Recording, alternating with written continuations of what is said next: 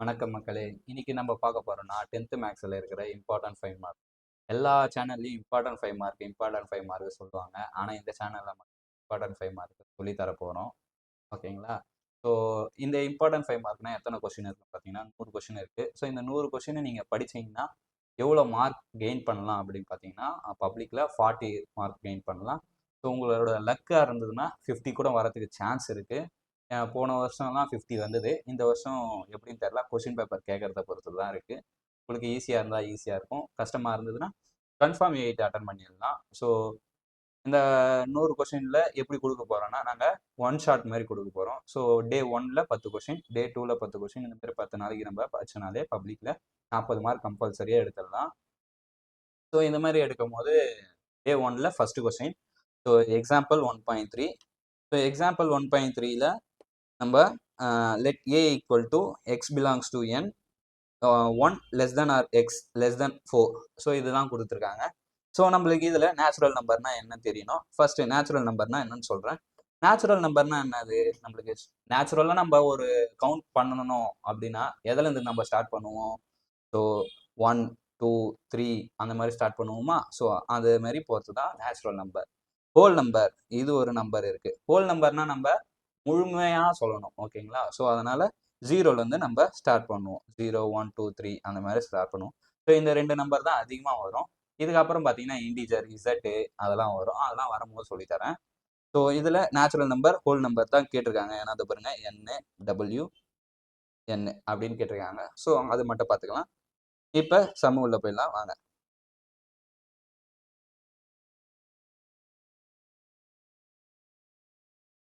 So first sem எப்பயுமே ஒரு question எழுதும்போது பப்ளிக்கு ப்ரெசன்டேஷன் பார்ப்பாங்க.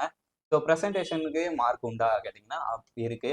மார்க் ஏன் இருக்குன்னு பார்த்தீங்கன்னா உங்களுடைய பேப்பர் பார்க்கும்போது அவங்களுக்கு வந்து பிடிச்சிருக்கு அப்படின்னு அவங்கள அள்ளி மார்க் போடணும். ஸோ ஃபர்ஸ்ட் லெசனில் எப்பயுமே ஈஸியாக தான் இந்த கொஸ்டின்லாம் ஈஸியாக தான் இருக்கும். ஸோ அதனால் ஃபர்ஸ்ட் எடுத்தோடனே பப்ளிக்கில் 5 மார்க் எழுத பழகுங்க. 5 மார்க் ஒரு 8 5 மார்க் எழுதிட்டனாலே நம்ம படிக்கிற பசங்க தெரிஞ்சிடும். அதனாலே மார்க் அள்ளி போடுவாங்க. ஸோ ஃபர்ஸ்ட் எடுத்தோடனே கிவன் தான் எப்பயுமே எழுதணும்.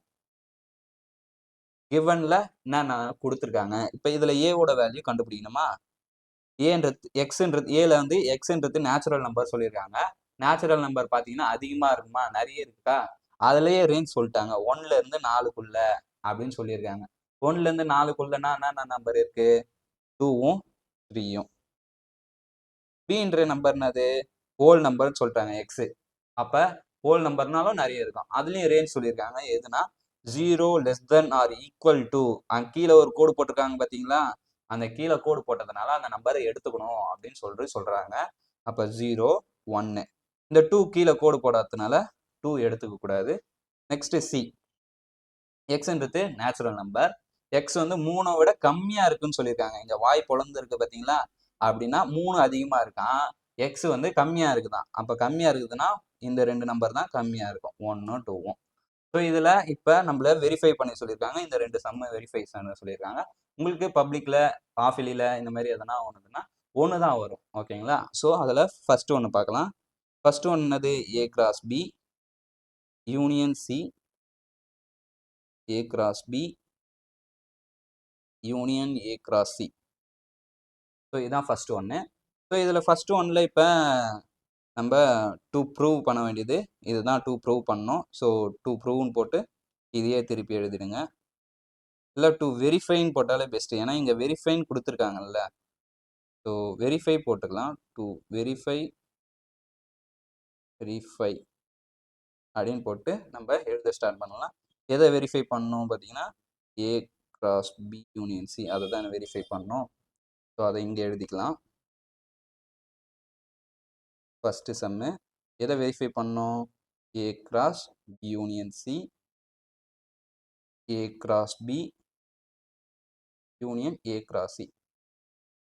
ஸோ இந்த மாதிரி வெரிஃபை சம்மு, ப்ரூவ் தட் சம்மு, ஷோ தட் சம்மு இந்த மாதிரிலாம் இருக்கிறதுலாம் கன்ஃபார்ம் ஆன்சர் வந்துடும். அதிகமாக ஷோ தட்டில் மட்டும்தான் ஆன்சர் வராமலாம் இருக்கும். மீதி எல்லாத்துலேயுமே வந்துடும். ஸோ அது வர வைக்கிறதுக்கு தான் நம்ம வேலையை பார்க்கணும். ஸோ இப்போ இந்த மாதிரி கொடுத்துருக்காங்கன்னா left hand side right hand side ரெண்டு எடுத்துகிட்டு அதை யூஸ் பண்ணி நம்ம சால்வ் பண்ணணும். ஸோ நம்ம சொல்யூஷன் போட்டு ஃபஸ்ட்டு லெஃப்ட் ஹேண்ட் சைடில் என்ன இருக்குது? A cross B union C இருக்காங்க. So A cross B union C இருக்காங்களா?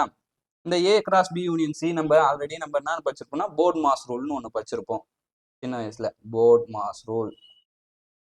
ஸோ அது என்னதுன்னா bracket, of, divide, multiplication, addition, subtraction. So இதெல்லாம் இருக்கா?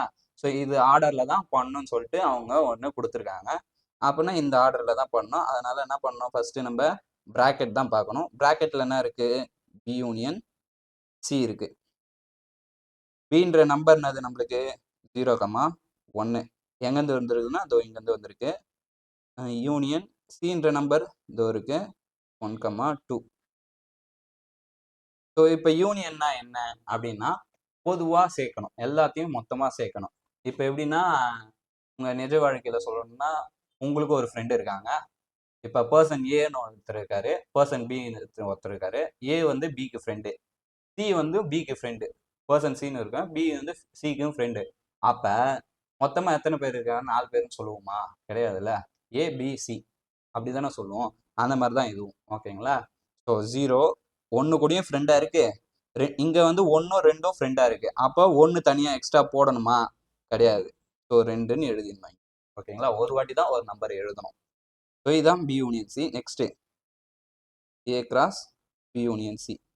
ஏன்றது இதோ இங்கே இருக்கா 2,3 கிராஸ் 0,1,2.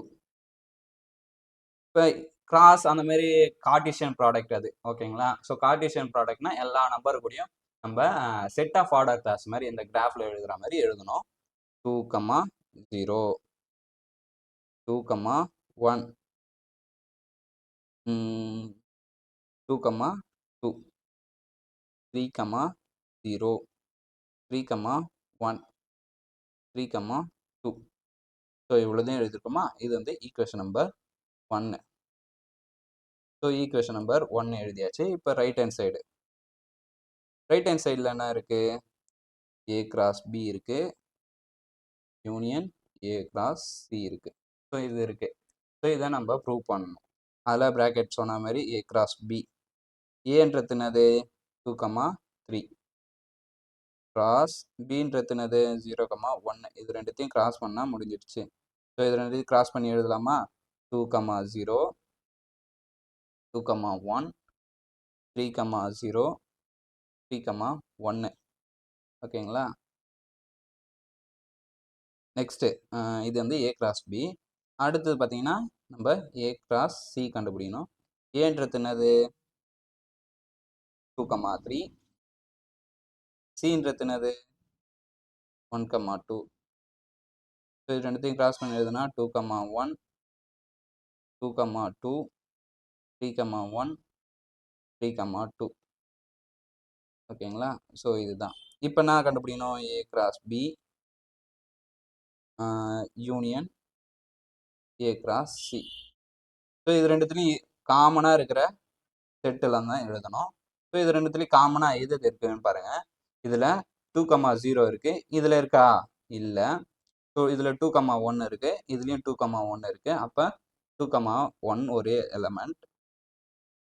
நெக்ஸ்ட்டு இதில் 3,0 இருக்குது, இதில் 3,0 இருக்கா? ஓ இன்டர்செக்ஷன் யூனியனா? மொத்தமாக எழுதணும். ஸோ மொத்தமாக எழுதிட்டு போயிடலாம். நம்ம மொத்தமாக எழுதிட்டுனா முடிஞ்சிடும், ஈஸியாக வேலை முடிஞ்சிடும். மொத்தமாக எழுதிடலாம் இன்டர்செக்ஷன். ஸோ யூனியன்னா நம்ம முன்னாடி சொன்ன மாதிரி ஃபுல்லாக எழுதணும். ஃபுல்லாக எழுதுட்டுனா 2,0 2,1 3,0 3,1. வேறு என்ன விட்டுருக்கோம்? 2,2 விட்டுருக்கோம், 3,2 விட்டுருக்கோம். ஸோ இந்த ஈக்குவேஷனும் இந்த ஈக்குவேஷனும் ஈக்குவலாக இருக்கும். அதனால தான் இந்த சம் வந்து வெரிஃபை ஆகும்னு சொல்லுவோம். ஸோ 1 ஈக்குவல் டு 2வா? ஈக்குவேஷன் 1 2வும் ஈக்குவலாக இருக்குது. அப்போ 1 2வும் ஈக்குவலாக இருந்தால் லெஃப்ட் ஹேண்ட் சைடும் ரைட் ஹேண்ட் சைடும் ஈக்குவல்னு சொல்லுவோமா? Left hand side right hand side ஈக்குவலாக இருந்தால் நம்ம எடுத்துக்கின அந்த வெரிஃபை கொஷின் வந்து ஈக்குவலாக இருக்கும். A cross B and A cross C. இப்போ இந்த மாதிரி ஈக்குவலாக இருந்தால் நம்ம வெரிஃபை பண்ண சொன்னதை வெரிஃபை பண்ணிட்டோம். அதனால் ஹென்ஸ் வெரிஃபைடுன்னு எழுதணும். அவ்வளோதான். இதுதான் அந்த ஒரு 5 மார்க்கு. ஸோ நெக்ஸ்ட் 5 மார்க் பார்க்கலாம்.